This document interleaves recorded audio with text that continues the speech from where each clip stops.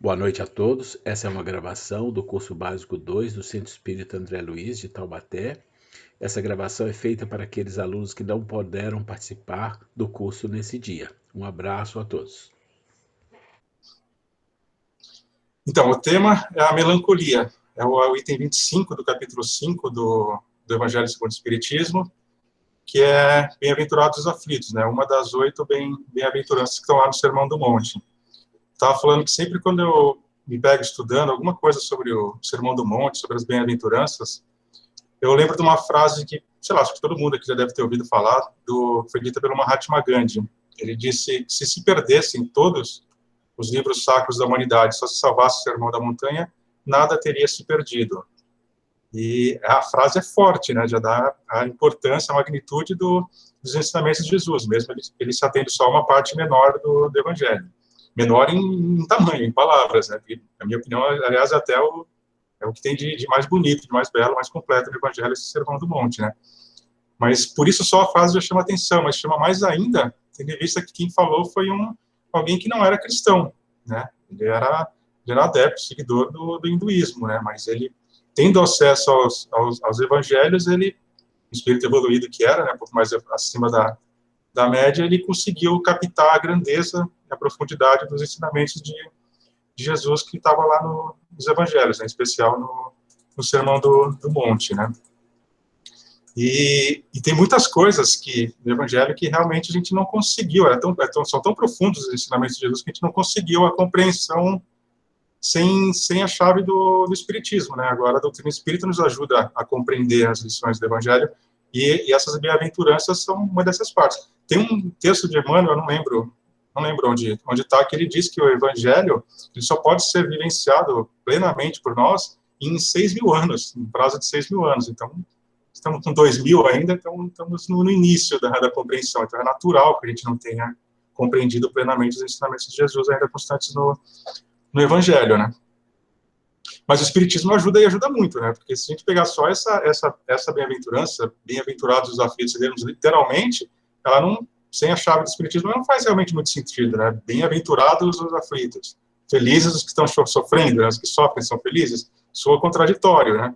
Que é uma continuação, depois serão consolados. Ainda assim, então tá, vou receber um consolozinho e tá tudo bem, né? Não, fica meio esquisito. Agora, com o ensinamento com a chave que nos é dada pela doutrina espírita, fica mais fácil de compreender, né? Que Jesus, quando pronunciou essa e todas as outras lições que ele nos deixou, ele tinha uma visão muito mais ampla, né? Ele enxergava muito mais além. Ele não falou tudo aquilo que ele falou, ele não vivenciou tudo que ele vivenciou para nos ensinarmos a agir nessa vida presente, né? Ele não olhava para a vida presente, ele olhava muito mais além, olhava naquela destinação que é sermos espíritos relativamente perfeitos, né? A perfeição relativa. Então, ele olhava lá na frente.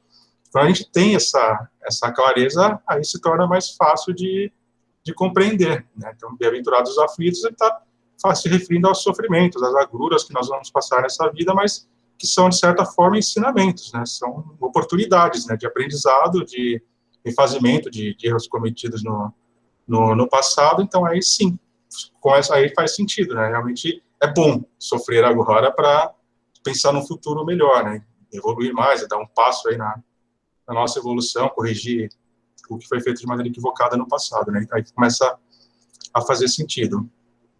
E esse texto que a gente vai estudar hoje, da melancolia, François de Geneve, né, o espírito que assina, ele está falando sobre só um aspecto dessas aflições, que são justamente aquelas a que a gente se nega a aceitar, né? A diferença entre o bem sofrer e o mal sofrer. Aqui ele está falando do mal sofrer, né? De quando o espírito não aceita as dificuldades, por algum motivo ele se revolta, mesmo que de maneira passiva, contra o sofrimento, nas agruras do dia a dia da presente encarnação, né? Só a título de curiosidade, eu fui procurar o significado, a origem da palavra melancolia, né? Ela é um termo grego, né? Que vem do grego, que significa bilis negra, né? E a época que surgiu essa palavra, ela deriva de um estudo chamado Teoria dos Humores, né? Feito por Hipócrates, isso há 4 ou 5 séculos antes de Cristo. Aquela época, eles acreditavam que o temperamento da pessoa era definido com base em quatro substâncias produzidas pelo organismo. Então, era o corpo físico, na ideia deles, que definia o caráter da pessoa, né? Então, quem tinha preponderância de uma dessas 4 substâncias, quem tivesse mais, uma quantidade superior a uma dessas substâncias, teria, através da substância, definido o seu caráter, né, o seu temperamento. Era a bilis amarela, que era relacionada à cólera. Então, o camarada colérico era que ele tinha em excesso a bilis amarela. O cara que tinha força, predominância do sangue, era um sujeito mais calmo, popular, ou simpático, aquele pessoa gente boa. Tinha a fleuma, que é característica, caracterizava as pessoas calmas, tranquilas, serenas, e a bilis negra, que caracterizava, segundo esse estudo, essa teoria, a pessoa melancólica, a pessoa triste. Hoje a gente chama de depressivo, né? Está mais associado à depressão. Só que aí, com o avanço da ciência, do próprio espiritismo, a gente vê que não é bem assim, né? Na verdade, o espiritismo fala que é exatamente o contrário, né? O corpo sofre influência do espírito, sofre influência do nosso temperamento, né? Senão seria fácil, eu sou raivoso, eu sou bravão, porque eu tenho bilis amarela em excesso, então a culpa é do meu corpo, é do meu organismo. Então, não tenho nada a ver com isso, só estou refletindo que o que me deram, o corpo que me foi fornecido, né? Mas não dá, né? Hoje a gente não pode mais usar isso aí como desculpa, a gente já sabe que é o contrário, é o nosso temperamento, é a nossa conduta moral que eventualmente repercute no corpo físico. Então, o que tem que ser tratado é o espírito, né? Não o corpo físico. Lógico que no caso de depressão também a doutrina nunca incentiva a gente a abrir mão do tratamento físico, né? Médico, porque uma pessoa com algum distúrbio psicológico, aquilo afeta, né? O organismo físico, afeta os nervos, né, da pessoa, as terminações nervosas, eventualmente precisa, assim, de psicólogo, psiquiatra, uma medicação, né, uma coisa está ligada à outra, né. Aí ele começa, o François de Geneve, falando texto, dando alguns indícios do que pode ser que pode causar essa melancolia, essa tristeza, muitas vezes inexplicável na pessoa. Ele começa dizendo assim, vou ler um trechinho. Sabeis, porque às vezes uma vaga tristeza se apodera dos vossos corações e vos leva a considerar amarga a vida? Ele faz a pergunta e ele mesmo responde logo em seguida, né? É que vosso espírito, aspirando à felicidade e à liberdade, se esgota, jungido ao corpo que lhe serve de prisão, em vãos esforços para sair dele. Reconhecendo inúteis esses esforços caem no desânimo, e como o corpo lhe sofre a influência, toma-vos a lassidão, o abatimento, uma espécie de apatia, e vos julgais infelizes. Aqui ele apresenta como das causas dessa tristeza, dessa melancolia da pessoa, a vontade do espírito a se libertar, né? Ele sublinha bem a palavra prisão. E a gente vê na codificação, nas obras complementares, muitas vezes os espíritos fazem esse tipo de comparação, né? Que a nossa vida encarnada aqui era comparável a uma prisão, a uma escola, mas, sobretudo, a uma prisão. Então, o espírito, ele fica limitado aos nossos 5 sentidos, né? Então, a nossa capacidade de compreensão é muito reduzida enquanto encarnados, né? Então, é um sentimento, essa lição diz que esse sentimento da pessoa, do espírito, é a vontade que ele tem de se libertar, de voltar para o pátria espiritual e poder exercer mais amplamente toda a sua potencialidade, né? Sem a prisão, sem as limitações que o corpo físico impõe, né? Tem um texto de Emmanuel chamado Aflição e Tranquilidade, no Ceifa de Luz, que ele faz um trechinho, é um comentário que ele faz justamente sobre essa bem-aventurança também. E ele fala, tem um trechinho que eu vou ler aqui também, que é muito parecido e complementa essa ideia desse texto que a gente está estudando. Ele diz assim, no limiar do berço, pede a alma dificuldades e chagas, amargores e cicatrizes. Entretanto, recapitulando de novo as próprias experiências no plano físico, torna a concha obscura do egoísmo e da vaidade, enquistando-se ou endurecendo-se na mentira e na delinquência. Aprendiz recusando a lição, ou doente abominando o remédio, em quase todas as circunstâncias, o homem persegue a fuga que lhe adiará indefinidamente as realizações planejadas. O François de Geneve fala em prisão e o Emmanuel fala em fuga, né? Então, de novo, repetindo o mesmo sentimento do espírito querendo se libertar do corpo físico, mas aqui ele traz mais um aspectozinho, que é ele fala que a gente pede, né? O espírito, antes de encarar, ele pede as provas, ele pede dificuldades, ele pede os sofrimentos, as aflições, né? A semana passada, semana retrasada, eu estava estudando o capítulo 6 do Livro dos Espíritos, que fala da vida no plano espiritual, para preparar a linha da evangelização, né? Esse era o tema daquela semana. E tem um item chamado Retorno Planejamento do reencarnatório, está no capítulo algo parecido com isso, que algumas questões ali trata desse planejamento da escolha das provas, né? E ele deixa bem claro ali que é o espírito, após todas aquelas experiências no plano espiritual, tal, ele chega o momento de ele reencarnar, passar pelas provas novamente que são necessárias para a evolução aqui encarnado. Ele participa de maneira ativa tirando os casos, lógico, de encarnações compulsórias, a regra geral é que o espírito participa do seu planejamento reencarnatório. Muitas vezes ele pede os sofrimentos duros, né, como Emmanuel fala ali, que aí, livre do corpo físico, ele consegue enxergar mais ou menos como Jesus, né? Vai lá para frente, buscando a felicidade lá longe, não a felicidade que a gente quer quando a gente está encarnado, né? Então ele pede provas difíceis. Mas aí quando chega aqui, sofre toda a influência da matéria, reencontra afetos e desafetos de vidas anteriores, pronto, né? Na maioria das vezes a gente cai de novo nos mesmos erros e se arrepende do que planejou e não quer aceitar novamente as dificuldades, não se revolta contra as aflições da vida, né? Se embarca de novo no mal sofrer, ele vai sofrer as angústias, a melancolia, vai entrar em estado depressivo novamente. O François de Neves segue dizendo assim: acreditem em mim, resistam com energia a essas impressões que enfraquecem a vontade. O desejo de uma vida melhor é próprio de todos os espíritos e de todos os homens, mas não a procurem na Terra. Neste momento em que Deus envia seus espíritos para instruí-los sobre a felicidade que está reservada para o futuro, esperem com paciência os amigos espirituais. Eles vão ajudá-los a romper os laços que os mantêm presos ao corpo físico, mas quando chegar o momento certo, o espírito vai se libertar, mas somente quando chegar esse momento certo. Lembrem-se que todos têm uma missão a cumprir durante a sua passagem na Terra, seja na dedicação à família, seja no cumprimento dos diversos deveres que Deus lhe confiou. Aí, de novo, eu estava lendo isso daqui, esse trechinho, eu lembrei de uma outra aulinha da evangelização infantil. Isso foi antes da pandemia, foi perto do feriado do 7 de setembro, o tema era Pátria do Evangelho, né?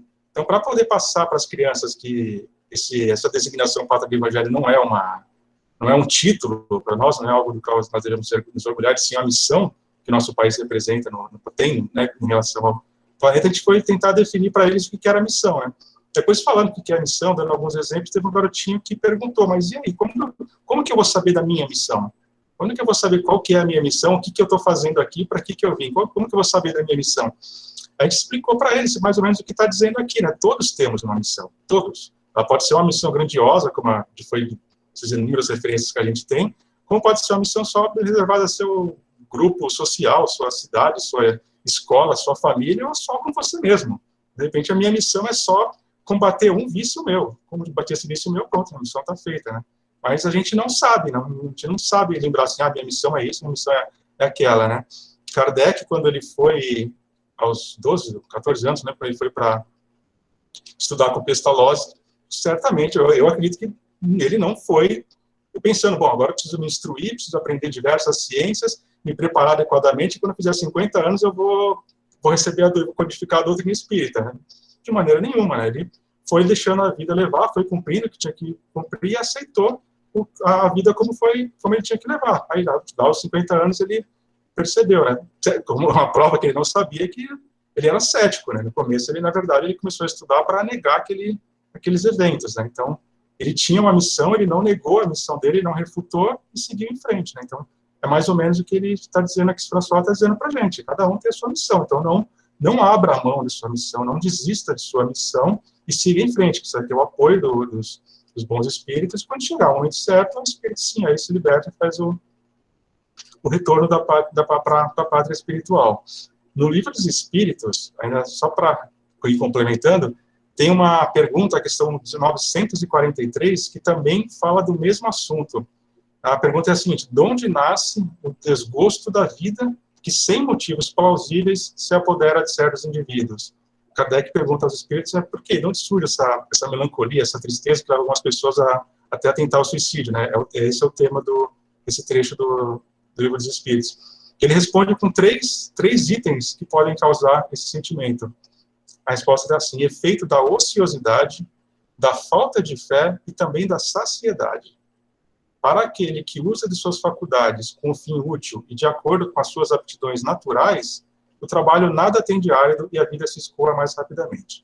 Ele lhe suporta as dificuldades com tanto mais paciência e resignação, quanto trabalha com o fito da felicidade mais sólida e mais durável que o espera. Então, ele dá os 3 itens que podem causar essa melancolia, essa revolta, e afirma logo em seguida que se trabalhar pensando na vida futura, a vida escorre acontece mais tranquilamente, sem percalços, né? Mas é legal, eu achei bacana que foi os 3 itens que ele cita, né? Ociosidade, falta de fé e saciedade. Ociosidade, nos dias de hoje, fica difícil a gente achar que disse alguém ocioso, né? A vida ela é tão corrida, a gente tem tantas coisas para fazer, sai cedo, corre para o trabalho, pega a criança na escola, volta, passa no mercado, vai na farmácia, volta para casa, tem um estudo para fazer à noite, e a seguinte acorda e vai, assim vai, né? Só que, às vezes, mesmo assim, esse excesso de ocupação nos torna ociosos, porque a gente acaba fazendo as coisas de maneira maquinal, né? A gente vai no automático, sem se dar conta, sem se dedicar de fato, sem se entregar de fato nas atividades que a gente se propõe. Muitas vezes até dentro da casa espírita, muitas vezes até naquela atividade. O camarada vai lá, dá o passe, se prepara, vai embora, mas ele não se entrega àquela atividade que ele está desempenhando. Eu acho que essa é a ociosidade que ele está dizendo aqui. Então, é nos propormos a fazer algo que façamos de verdade, né? Que nos dediquemos de verdade a essa atividade, para que aproveitemos o tempo que está sendo despendido com isso, né? Aí ele acrescenta outro, que é a falta de fé. Esse está bem ligado, inclusive, ao momento atual que a gente está passando, né? O sofrimento comum de todos nós, que é a pandemia, né? Então, a fé aqui também não é só aquela fé de, vai melhorar, isso vai passar, vai ficar tudo bem. Isso é esperança, né? Está ligado com a fé, mas não é só fé, é também esperança, né? E a fé mais importante aí o aspecto mais importante da fé é o de aceitar, de saber, de ter a certeza que o que está acontecendo é para o nosso bem. De alguma forma é para o nosso bem, mesmo que eu não entenda, mesmo que esteja me machucando agora, há por trás disso tudo um objetivo útil, algo maior para isso que estamos passando. Né? Então, fé também, e quando você tem essa noção, a fé ela se torna, em vez de uma fé passiva, ela passa a ser uma fé ativa.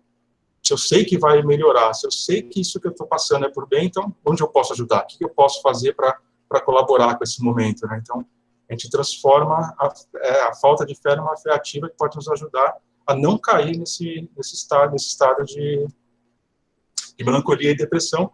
E o último é a saciedade, que é a busca por saciar os nossos sentidos aqui, terrenos, né, mundanos.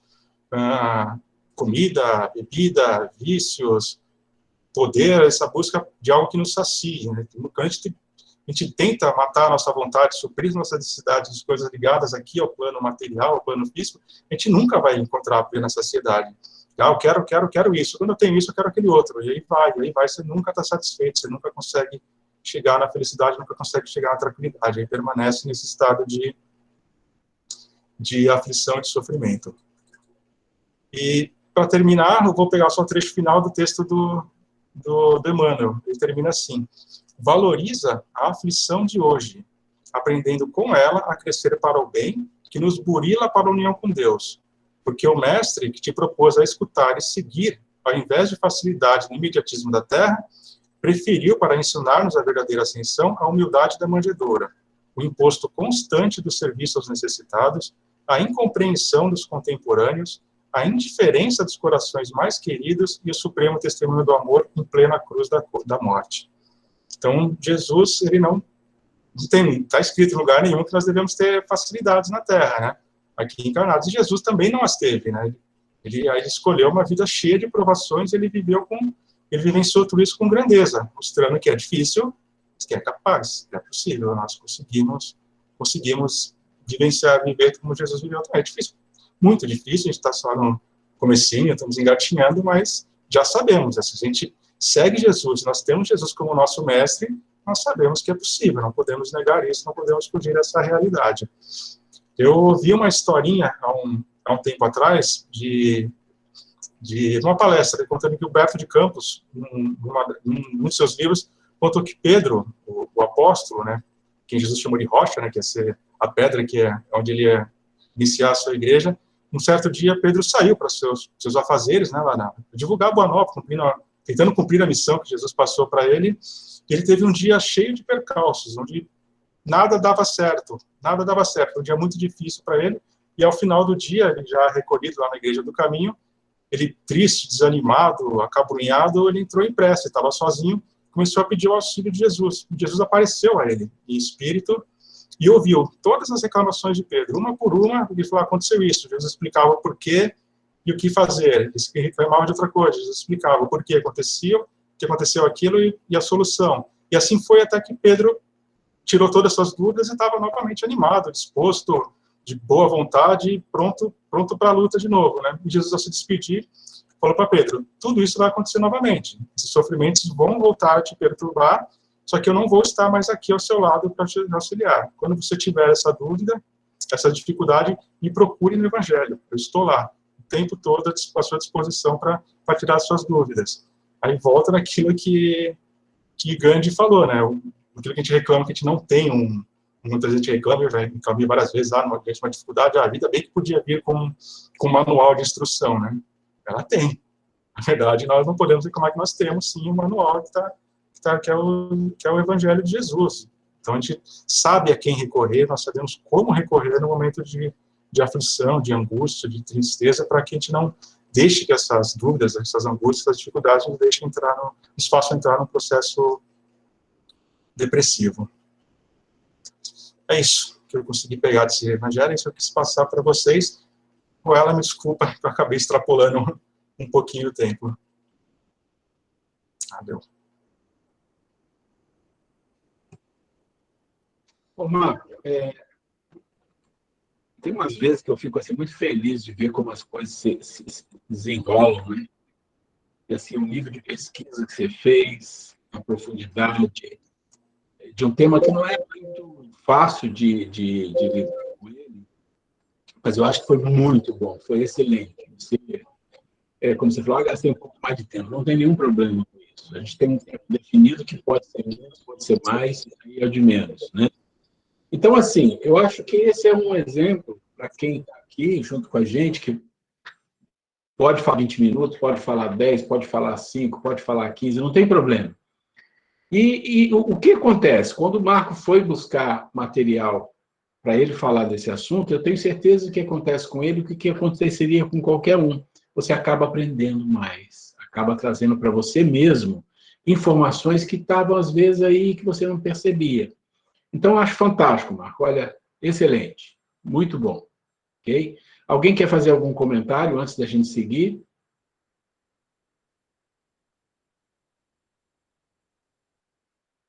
Ok. Algumas pessoas chegaram depois, mas eu mandei um e-mail com a agenda do nosso trabalho de hoje, mandei no WhatsApp também. O que nós vamos fazer agora é o seguinte: a Grace estava com a gente aqui até os primeiros minutos da reunião, mas ela teve que sair e agora mandou uma mensagem que teve que ir para o hospital com a irmã dela, né? Então, a coisa está séria lá. Mas, ok. Então, nós vamos fazer o seguinte, nós vamos seguir com o que nós planejamos. Ela iria fazer o processo de vibração, então ela não vai poder, então nós vamos fazer. Qual que é o objetivo? O objetivo é usar todos vocês que estão aqui reunidos para uma causa, né? Uma causa justa, uma causa boa, que é o que nós estamos fazendo, nós estamos aprendendo, nós estamos estudando juntos, e aproveitar para a gente fazer uma vibração. E essa vibração foi uma coisa que a Grace teve uma ideia, porque quando ela viu um vídeo, que eu mandei para vocês até, um vídeo muito bonito, tá? E, na verdade, eu peguei esse vídeo, eu editei esse vídeo e fiz um outro, que é o que eu vou passar agora para vocês. É a mesma pessoa falando, é a mesma música, que está maravilhoso. Só mudei algumas cenas e fiz uma homenagem que eu copiei de um outro site aos trabalhadores da área de saúde, né? Então, isso vai estar lá no vídeo também. O que nós vamos fazer? Eu vou compartilhar com vocês o vídeo, eu já testei isso aqui antes, né? A Sandra estava no teste, a Grace, o Oswaldo, mais alguém, a Cesarina, e funcionou, porque eu achei que não ia funcionar, funcionou. Quem tiver no celular também funciona. O que nós vamos fazer assim, eu vou entrar, vou compartilhar a guia com vocês, E enquanto estiver tocando a música, a gente não precisa fazer a vibração de olho fechado. A gente pode ver a imagem, porque a imagem é inspiradora, e ouvir o que o rapaz que faz a prece, faz os comentários, fala, mas a nossa mente tem que estar ligada ao planeta. Eu gostaria que a gente tivesse ligado ao planeta, ligado a Jesus, ligado a Maria, ligado à irmã Celina, né? Pedindo com o nosso coração, com toda a nossa vibração que a gente puder, um pouco de paz nesse mundo que nós estamos vivendo tão difícil, pedindo ajuda para os médicos, pedindo ajuda para todos os funcionários de saúde que trabalham nos hospitais, que estão passando dificuldade, pedindo para os nossos governantes que eles consigam fazer o melhor, pedindo para aqueles que estão desencarnando, que estão sofrendo. Esse é o objeto da nossa vibração. Todo mundo entendeu isso aqui que eu falei? Tudo bem? Então, eu vou colocar agora o vídeo, tá? Eu talvez, se alguém falhar e não conseguir pegar, eu sei que vai funcionar para todos, mas se um ou outro falhar, eu não vou conseguir ouvir vocês falarem. Aí, eu passei no grupo de doutrina, agora há pouco eu passei o YouTube que tem esse vídeo. Então, por exemplo, se eu começar a passar e para você não funcionar, entra lá no grupo de doutrina, tem o vídeo. Depois que acabar o vídeo, a gente volta para fazer os comentários finais, tá bom? Do vídeo, da vibração. Tudo bem, gente? Ok.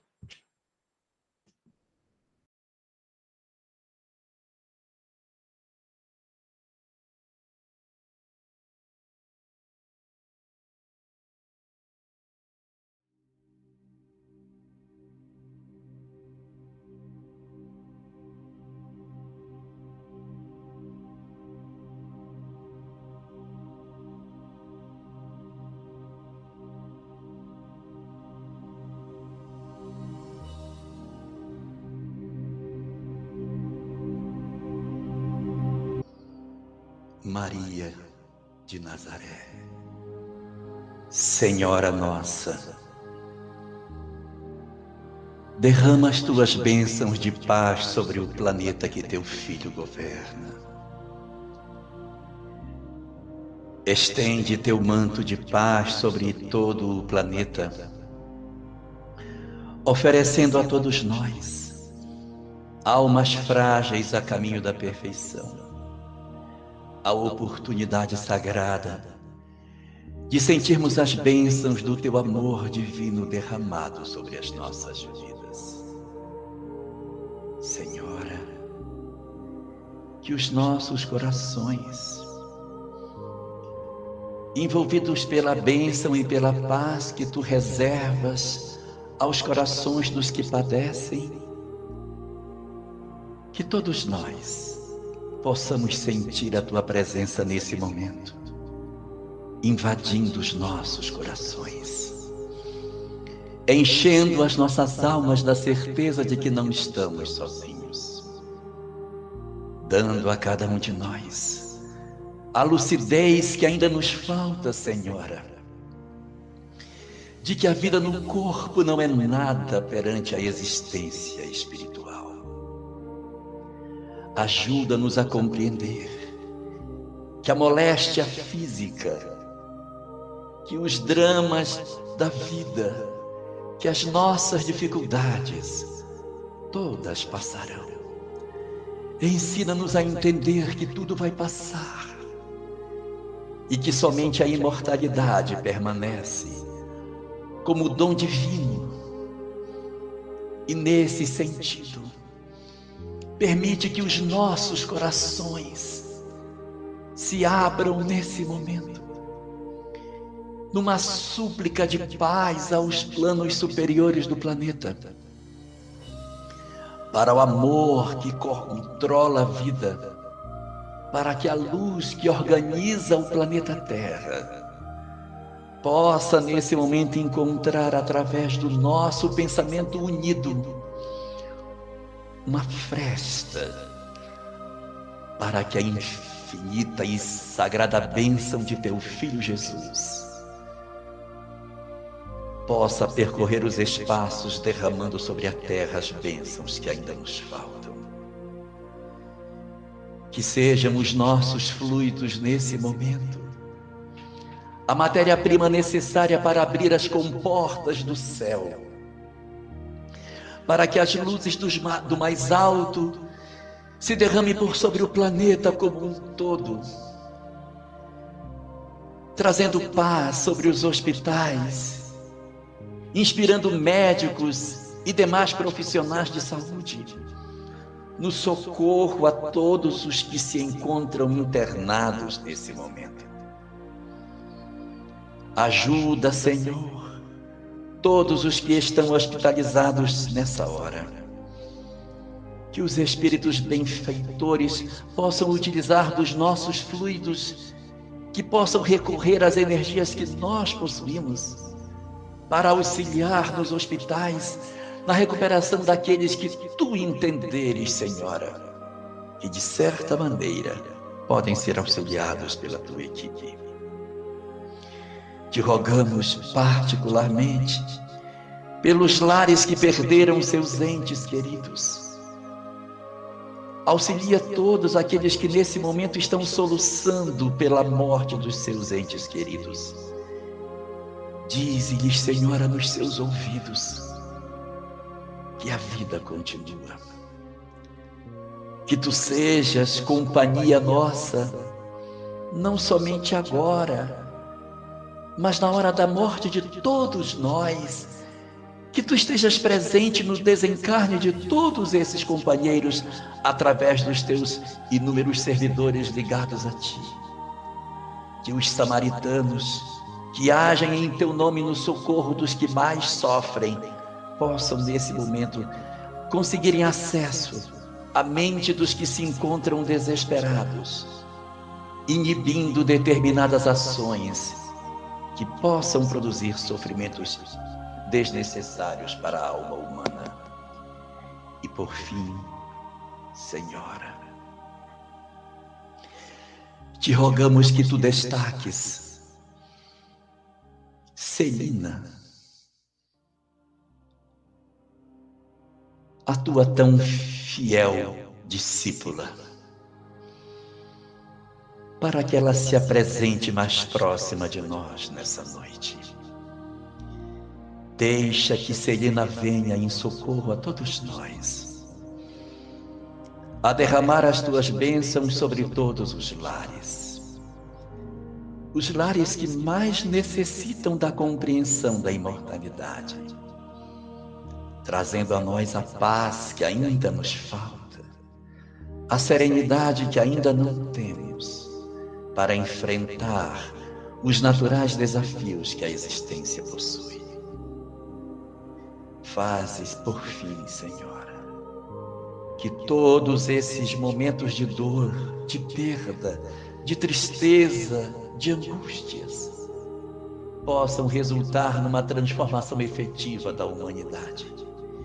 Que nós possamos renascer mais capazes, com melhores dons de amar e de repartir, com mais nitidez sobre a importância do coletivo nas nossas vidas e a compreensão definitiva de que as nossas almas estão todas depositadas nas mãos do nosso Criador.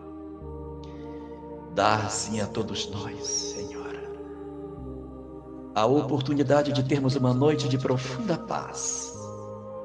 Que o teu amor visite todos os lares da terra e que Celina passe a noite mais próximo de nós, esteja nos nossos lares de maneira mais próxima, visitando a intimidade dos nossos corações e permitindo que as nossas almas se banhem na paz reservada para as almas redimidas. Obrigado por tudo que tu tens nos concedido. Obrigado, Senhor Jesus, pela proteção que tens dispensado ao nosso planeta. E obrigado, Senhor, nosso soberano Senhor, nosso Deus, pelas luzes que tens depositado nas nossas vidas, nos apresentando a doutrina espírita. Por todas essas coisas, nós só temos a agradecer e pedir que as tuas bênçãos cubram a humanidade inteira na noite de hoje. Muito obrigado, Senhor.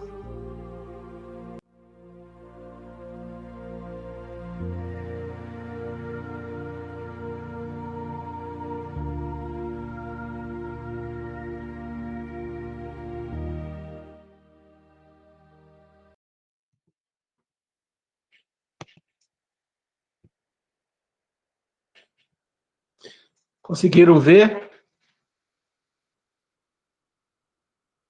Tem alguém que não conseguiu?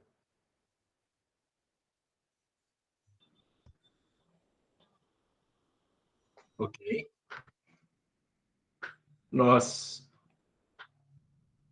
A Grace, né? Ajudei ela em alguma coisa.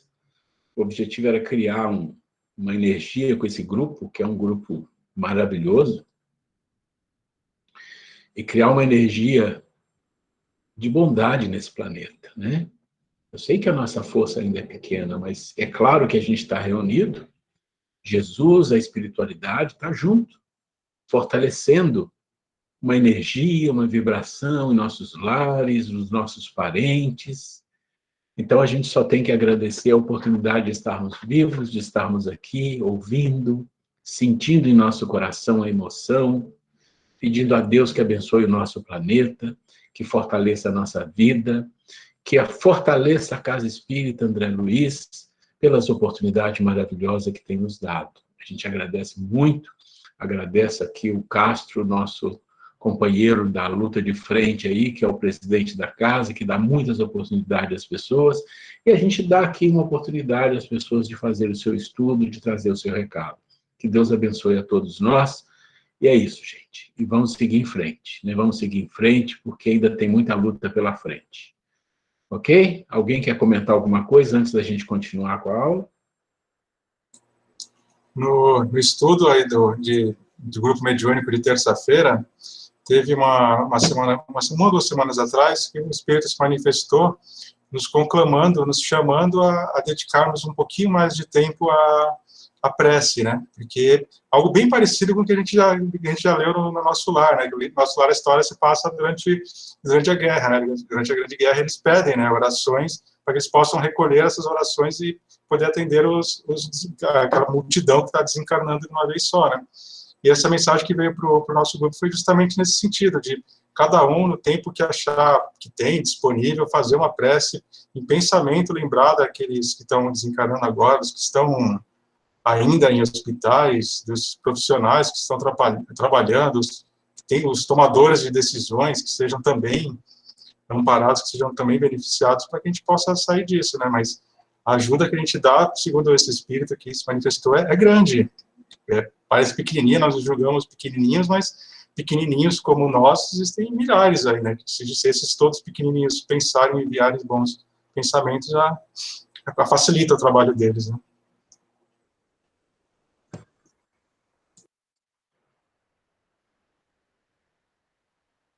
É isso, Marco. Eu acho que a gente faz pouca prece, assim, no geral.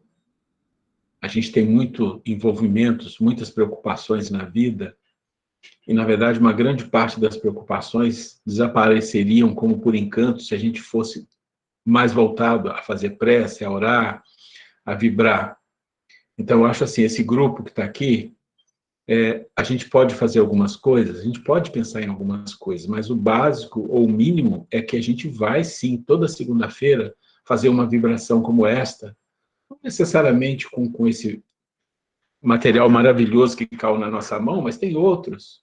E as pessoas podem trazer, sabe, videozinhos curtos, vamos fazer uma vibração agora, sabe, para ali, para aqui. Eu acho que isso engrandece cada um que está aqui, acalma o coração de cada um que está aqui, traz uma vibração, uma boa energia para cada um que está aqui, e o mundo está precisando muito disso. Você está certo, esse espírito está perfeito, falou isso mesmo, é isso mesmo. E eu sei que eu e a minha esposa, agora que ela já está há um tempo que vai e vem, então a gente está ficando muito, muito longe um do outro, né? Isso eu não gosto disso, ela também não gosta, mas a gente sabe que tem que fazer as coisas e atender. Você vê agora, olha que situação, se a irmã dela estivesse sozinha, olha que situação difícil. Ela estava prevendo vir amanhã, agora eu já nem sei, não sei o que vai acontecer, tomara que não. Mas assim, a gente tem os nossos momentos de prece aqui, mas em um período aí a gente andou fazendo com muita frequência. E é incrível, é incrível. Como a gente sente que isso muda, é como se a casa ficasse diferente. Você percebe isso, gente. E eu sei que tem pessoas aqui que vivem isso, que sabem disso. A casa começa a ficar um pouco diferente, você começa a perceber que tem alguma coisa diferente na casa, com as pessoas, com, sabe, o clima, a vibração. Então, assim, não é que a prece vai mudar, vai fazer a gente, mas a prece vai trazer a energia espiritual, a energia divina para dentro do nosso lar, para dentro de nós, e nos fortalecer para a luta, porque a luta não vai acabar, como você mesmo falou. A luta não acaba, a luta continua. Jesus veio mostrar isso para a gente, é o que você falou aí.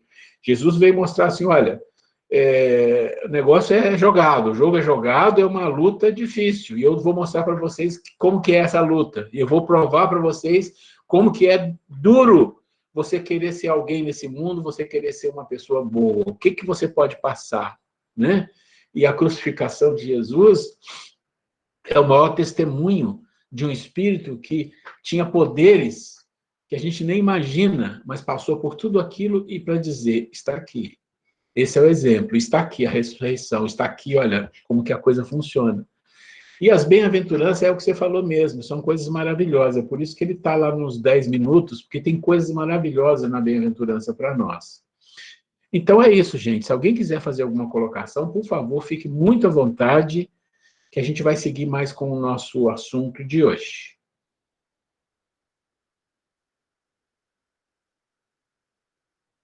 Ok.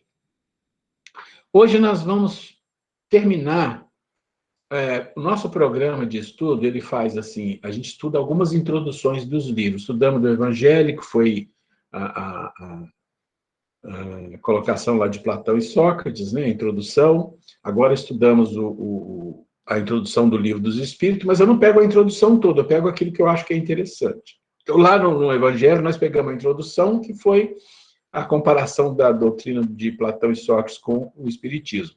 Aqui no Livro dos Espíritos, nós pegamos o quê? Pegamos o resumo que está na introdução do Livro dos Espíritos, resumo da doutrina espírita, para a gente dar uma olhada, a gente está terminando. Terminando isso, nós vamos ter a introdução da Gênesis, que nós vamos falar, mas antes de entrar na introdução da Gênesis, eu vou incluir um assunto mediúnico, porque vocês vão ver que ele tem muito a ver com a introdução final que nós vamos fazer agora do Livro dos Espíritos. E o assunto que nós vamos falar, não é exatamente mediúnico, mas tem a ver com a mediunidade, é a obsessão. Eu trouxe um material para falar de obsessão aqui, mas eu estou achando que a gente não vai conseguir chegar nele, porque as coisas ficaram muito bonitas aqui e a gente foi com o tempo aqui, ó, as coisas ficaram muito boas. Mas vamos seguir com o nosso assunto do resumo, que eu acho que a gente termina ele, e na semana que vem a gente começa a falar de obsessão, que a gente vai falar em 1 ou 2 aulas no máximo. Não é para se aprofundar, porque existem estudos na casa que se aprofunda mais nisso aí, né, quando você trabalha na área mediúnica. Mas a gente tem uma obrigação de, quando fala de doutrina, falar um pouco de mediunidade, falar um pouco de genes, falar um pouco de processos obsessivos também. Ok? Então, vamos lá. Ok. Na semana passada, deixa eu ver aqui. Opa, está ali em cima. Tem que descer aqui lá para o... Na semana passada, a gente falou um pouco dessa parte aqui da introdução, e nós mostramos para vocês algumas coisas, e mostrei isso aqui para vocês. Tudo a ver com o que o Marco falou hoje, né? Isso a gente estuda na filosofia, eu puxei de lá para cá, que são os temperamentos, tá? O colérico, o fleumático, o melancólico e o sanguíneo. Então, esses temperamentos, se você olhar dentro do círculo, você vai encontrar a palavra defeitos. Eu não gosto dessa palavra de defeitos, mas tudo bem, para a gente entender. Ou seja, quando você tem um temperamento colérico, quais são os pontos mais fortes que atrasa a evolução dele, e quais são os pontos bons? Eu não vou falar disso aqui, só estou mostrando como curiosidade, porque o Marco tocou nesse ponto, e você tem lá o melancólico também. Vocês podem ler isso depois em casa, se ficar com dúvida, a gente pode discutir. Nós não vamos discutir isso hoje, tá? Só estou mostrando. Onde a gente foi? A gente foi até aqui, né? A gente foi até aqui. E hoje a gente vai falar de alguns pontos, tá vendo? Não tem muita coisa, tá? Para a gente terminar os pontos básicos do item 6 da introdução do Livro dos Espíritos. Nós estamos falando de quê? De um resumo da doutrina espírita. Então, no resumo da doutrina espírita, nós começamos aqui, né? Nós começamos aqui, falamos dessa frase aqui sobre Deus. Quem não teve na aula, a aula está gravada, gastamos um bom tempo aqui, porque isso aqui é incrível, é interessante, e hoje a gente vai continuar aqui. O que ele está falando aqui para nós? Ele está dizendo exatamente por que eu disse que tem que encaixar a obsessão depois. Porque aqui ele vai falar em quase todos os slides sobre a influência que os espíritos exercem sobre o mundo moral, né, sobre o nosso mundo e o mundo físico também. Ele diz para nós que isso é uma ação incessante, né, que eles agem sobre a matéria e sobre o pensamento. E eles são uma das forças da natureza. E isso é interessante, porque na natureza também tem os espíritos que são responsáveis por isso, né? Tem os espíritos que são responsáveis por isso, que cuidam dos fenômenos da natureza. Você encontra isso no próprio Livro dos Espíritos, quando ele fala dos espíritos... meu Deus, o nome fugiu aqui. Dos espíritos... Bom, eu vou lembrar depois. Mas são espíritos específicos que cuidam disso. No livro do André Luiz, você encontra muitas ocasiões em que ele está fazendo visitas ou está trabalhando, inclusive, em regiões rurais. Ele fala dos animais, espírito que influencia os animais de uma certa forma, que influencia a natureza. E na própria filosofia, a gente estuda isso também, sobre esses espíritos que têm uma atividade específica, né, determinada para eles. Então, ele está falando isso para a gente aqui. Olha, eles exercem influência em tudo, inclusive nas forças da natureza, como a chuva, como um maremoto, como um terremoto, como um vulcão. Tem um envolvimento espiritual ali. Isso não é uma coisa que a gente estuda muito, porque a gente não vê... A gente tem prioridades, né, na questão aí. A prioridade está no efeito que os espíritos exercem no mundo moral, nos nossos pensamentos, nas nossas ações. Esse é o que interessa mais a gente. Mas é só dizendo que isso acontece, né? Esses espíritos, eu não estou conseguindo lembrar o nome, que no próprio doutrina espírita fala sobre isso, mas depois eu vou lembrar. Mas são espíritos específicos para isso. Bom, ele fala que a relação dos espíritos com os homens são constantes, né? E existe dois tipos de relação. Aqueles bons espíritos que sempre vão te intuir, vão tentar te aconselhar de uma forma a nível de intuição, a nível de uma influência no pensamento, que são os espíritos bons que nos convidam ao bem e que nos ajudam a suportar as dificuldades da vida, e é tudo isso que nós estávamos falando aqui, né? Com resignação. Mas tem também o outro lado, que são aqueles espíritos que são chamados aqui de maus, e que eu particularmente não gosto muito dessa designação, mas ela é muito didática, a gente entende muito bem quando a gente fala isso, o que significa. Que eles nos convidam a outras coisas, nos convidam a quê? A ficarmos prisioneiros, escravos de tudo, né? Que é aquilo que nós colocamos na nossa jornada, como o excesso de prazer, como a paixão, como o apego, como os vícios em geral. Então, os vícios é uma quantidade de coisas, uma lista de coisas, né, os vícios, que eles estão na nossa vida, estiveram, estão e ainda vão estar. Porque os vícios acabam quando você começa a buscar as virtudes. Enquanto você não faz isso, os vícios estão na sua vida, estão na nossa vida. Então, esses espíritos, que são espíritos também do nosso nível, ou abaixo do nosso nível, eles são espíritos que têm também uma vida de vícios, né? Só de vícios. E aí, o que eles fazem? Eles não querem perder o contingente. Então, eles continuam insuflando. E se nós pensarmos no momento que nós estamos vivendo no planeta, que é um momento de transição, e todos nós somos espíritos, somos muito bem informados sobre isso, é um momento onde esses espíritos vão estar mais aguerridos, né? Mais perseverantes, mais violentos, no intuito de arrastar para o seu grupo uma quantidade maior. Então, isso é uma coisa que a gente tem que ter cuidado, porque eles realmente fazem isso, né? Realmente fazem isso. E o Kardec vai mais adiante. Ele indica, e aí vem a parte mediúnica também, né? Que essas comunicações, elas podem ser observadas pela influência que ela exerce. Então, se você está numa casa espírita, está numa reunião mediúnica, e você começa a observar que lá tem muita comunicação, que influencia as pessoas, que aconselha as pessoas, e aconselhamento não é uma coisa boa numa reunião mediúnica, raras exceções. Então, quando começa a ver essas influências que exercem sobre nós uma condição de irritamento, uma condição da gente ficar em separatividade, em melindres, tudo isso, pode ter certeza que não são espíritos que estão querendo a união, não estão querendo o nosso crescimento espiritual. Então, é muito importante a gente entender isso.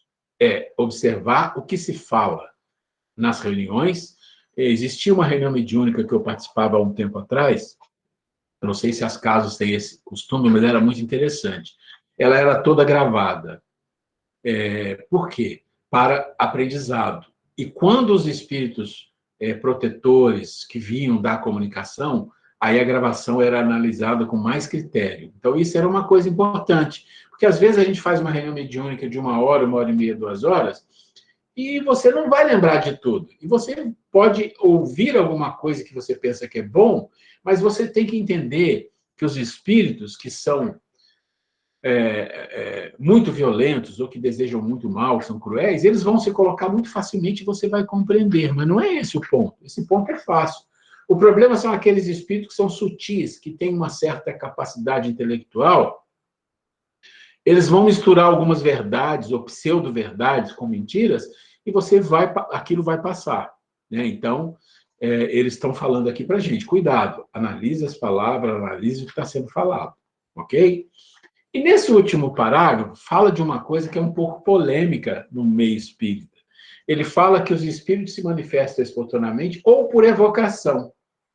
E minha vida inteira eu sempre vi as pessoas falando dessa questão da evocação como um bicho de assombração, né?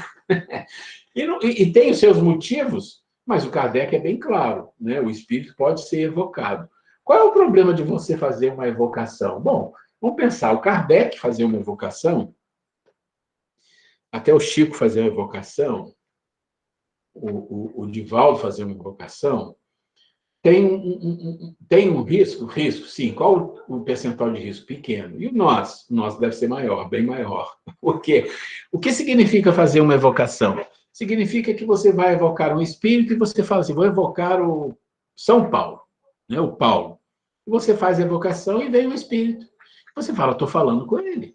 E ele vai te falar muitas coisas. E dependendo do espírito, vai te falar algumas coisas boas e no meio das coisas boas ele enfia alguma coisa, né? E com o tempo você pode ser fascinado, entrar no processo de fascinação, que é um estágio muito mais complicado do que a obsessão.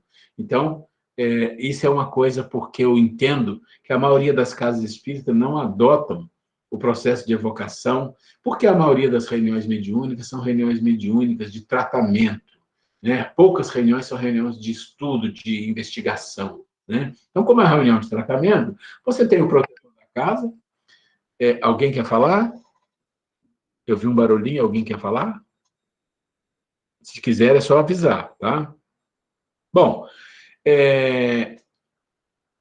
o que os espíritos fazem, eles falam aqui, é também dar informação do que está acontecendo no mundo espiritual. Isso a gente sabe. Por que a gente está passando isso aqui, gente? A gente vai ver que tem muita coisa aqui, mas isso aqui eu já sei. É porque a gente precisa passar por esse processo para entender, como a gente viu lá naquela primeira frase, para entender a nuance de um resumo da doutrina espírita. E se alguém que é leigo pergunta para vocês, você fala, não, aqui no livro tem um resumo. Dá uma olhada no resumo e depois busca.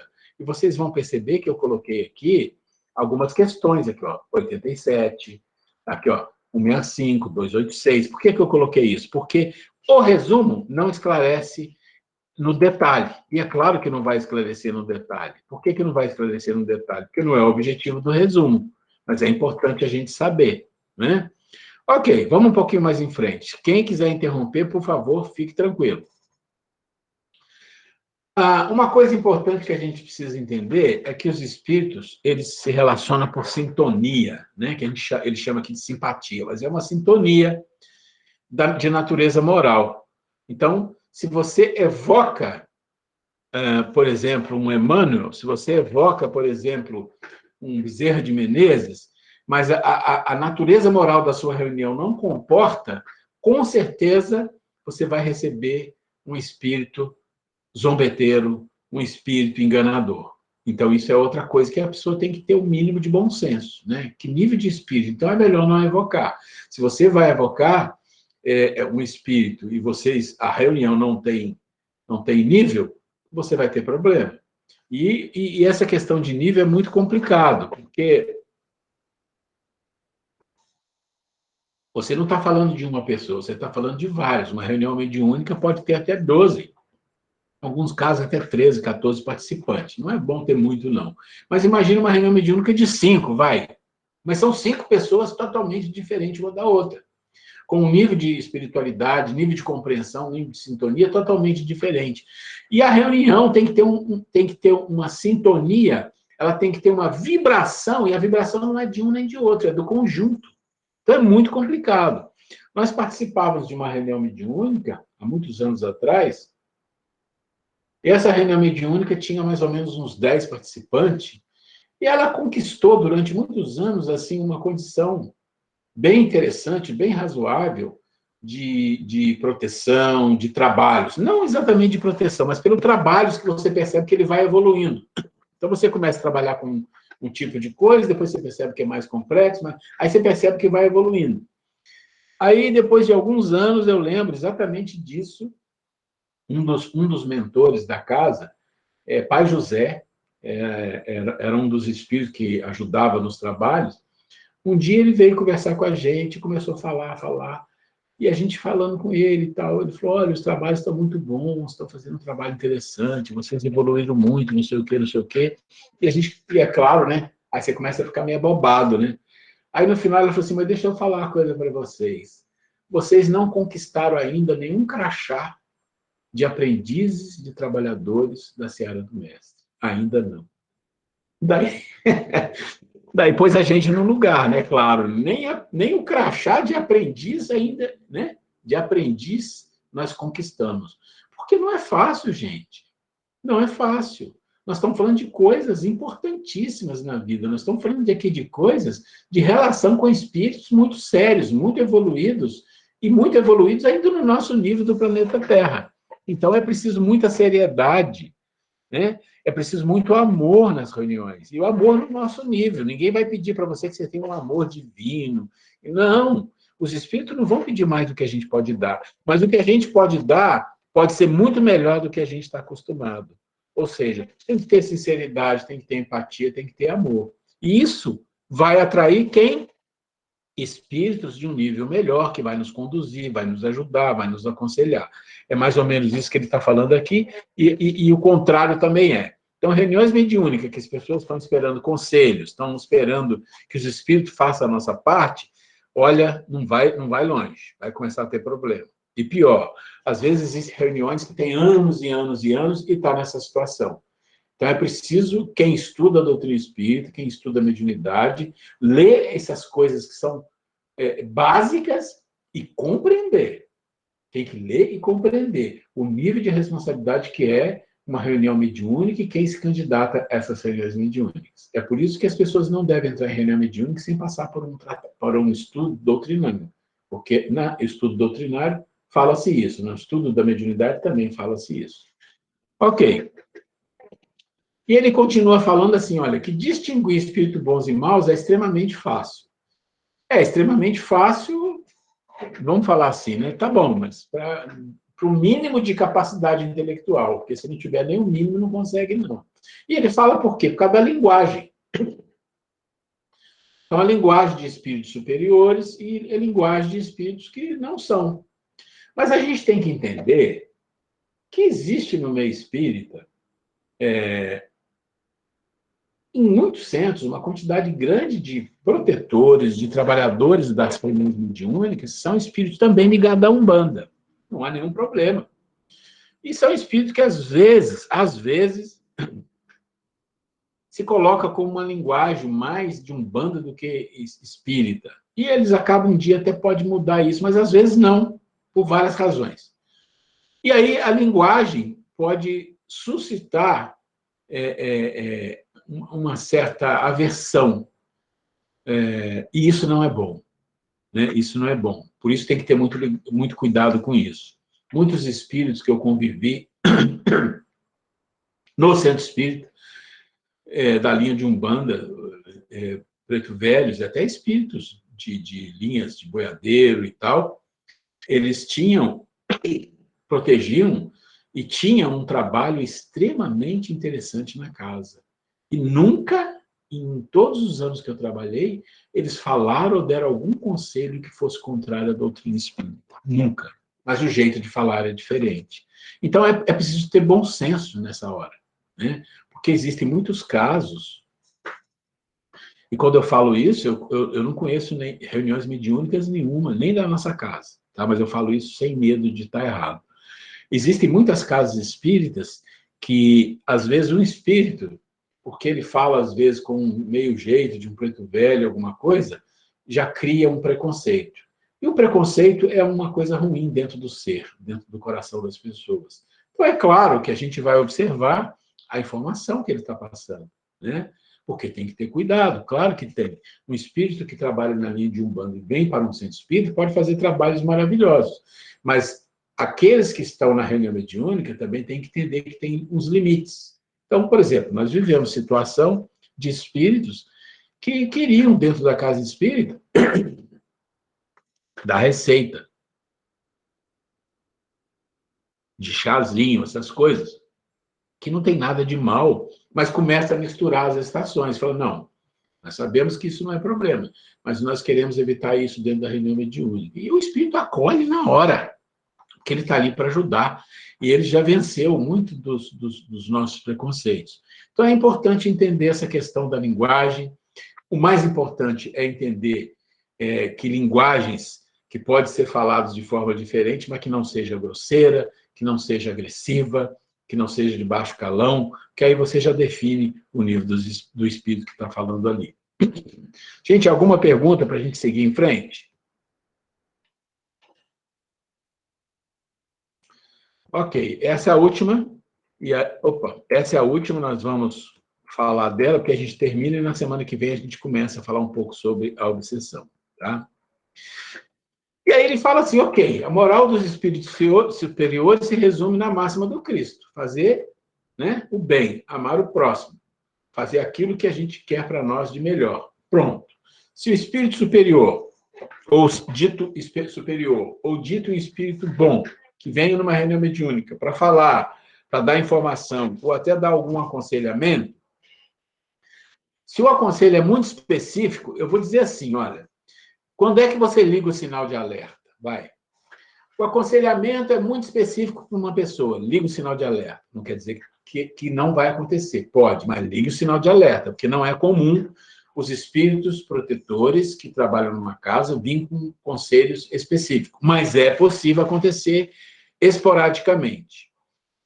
Se o espírito que está na reunião mediúnica se diz um espírito protetor, e ele faz qualquer tipo de colocação que seja de exclusão, de preconceito ou de crítica a alguém, você pode esquecer. Ali você pode ligar o sinal de alerta duplamente. Duplamente. Eu já vivi isso em reuniões mediúnicas de espíritos que vieram no médium e se colocaram como um espírito protetor e fez uma confusão na reunião, criticando pessoas, você não pode fazer isso, não pode fazer aquilo. Eu sou um cara que estuda, eu sabia que está errado, mas eu não tinha autoridade naquela reunião para pedir aquele médium que se estabelecesse. Eu só ouvi e depois um dia, se fui chamado a conversar sobre isso, eu iria falar, porque não era a minha responsabilidade ali. Mas aquilo é um caso bem típico que pode acontecer nas reuniões mediúnicas. Então, preste atenção. Espíritos que vêm para tratamento, vão falar besteira, que vêm para tratamento. Espírito que vem na condição de ser protetor, que vem aconselhar, cuidado. Não pode excluir.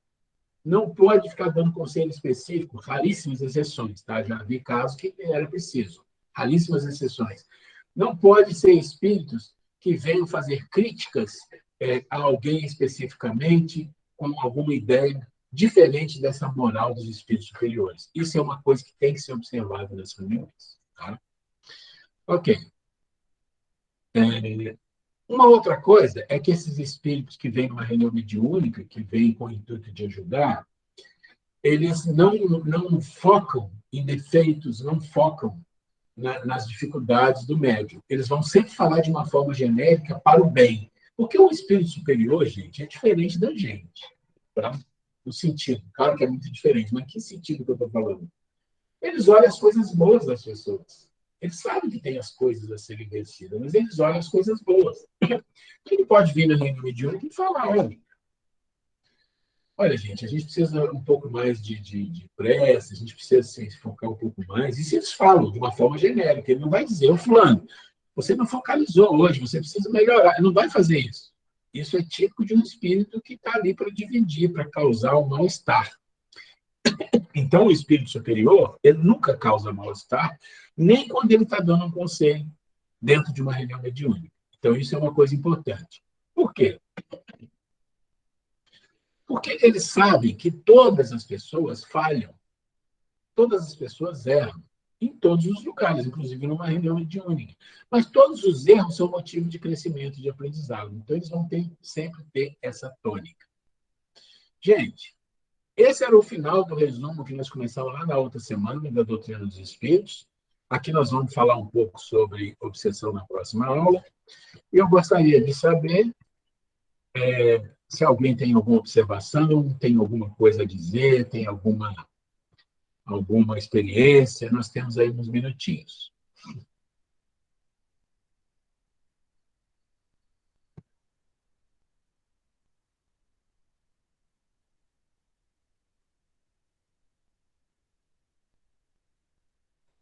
Ok? Então, nós vamos fazer a nossa prece de encerramento. E na semana que vem eu vou mandar o material para vocês. São mais ou menos 101 perguntas e respostas do Livro dos Espíritos, tá? Mas é dividido por blocos. A gente não vai estudar todos. Eu vou selecionar para vocês.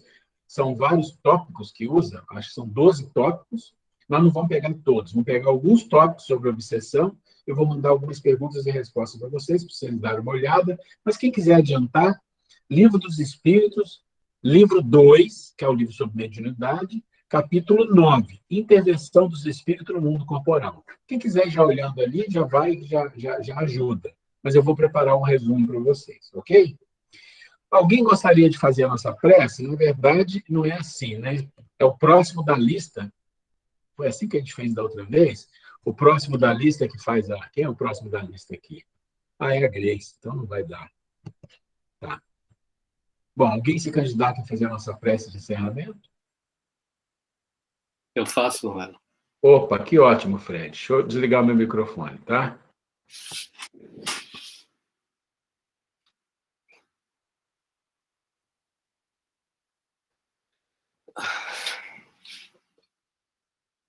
Vamos, então, fechar os nossos olhos e aproveitar esse momento para agradecer a Deus, nosso Pai, por essa oportunidade de estarmos aqui reunidos com saúde e podermos participar desse estudo. Que Jesus, nosso grande guia, nosso grande mestre, nos intua no sentido de a gente poder levar para a nossa vida diária um pouquinho, um mínimo, do que a gente aprendeu aqui hoje. Isso já vai ajudar demais.